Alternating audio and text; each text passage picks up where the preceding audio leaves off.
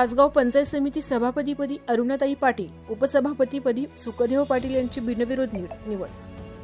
तासगाव पंचायत समितीच्या सभापतीपदी सौ अरुणाताई महेशदादा पाटील तर उपसभापतीपदी श्री सुखदेव आबा पाटील यांची बिनविरोध निवड झाली।